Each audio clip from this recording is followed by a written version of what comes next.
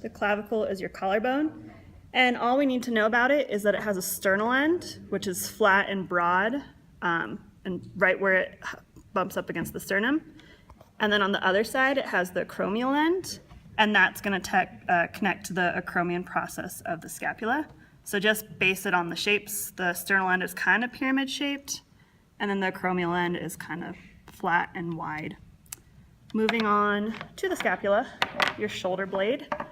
If we're looking at the posterior view, we have the spine would be this ridge, which means that below it would be the infraspinous fossa. Above it would be the supraspinous fossa. If you flip the scapula over, the belly side has the subscapular fossa. We have a superior angle and an inferior angle. We have a medial border and a lateral border. And just remember that right here is where the humerus, the arm's gonna pop in.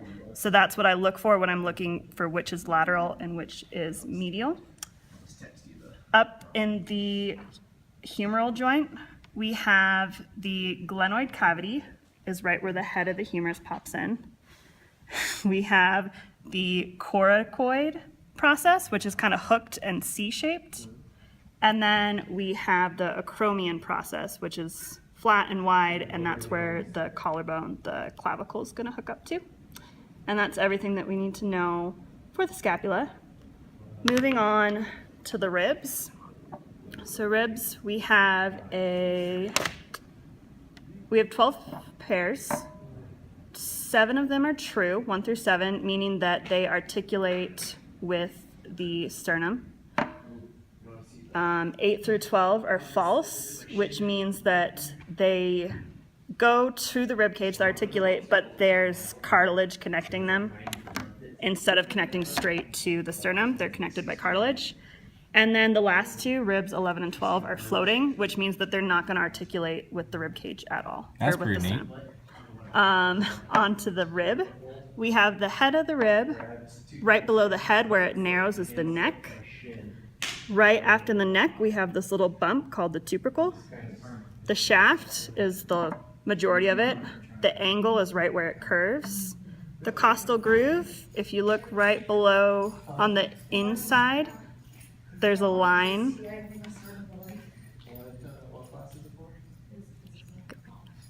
Oh, we should keep going with this video. Very important video about anatomy. So there's a line here where the costal nerves are going to run, and that's called the costal groove. And then we have some articular facets. Remember, articulations is anywhere where 2 bones meet. So you can see that the rib meets the transverse vertebrae here and here, there and there. So if we put it together, you can see that we have 1 articular facet on the head and 1 articular facet on the tubercle.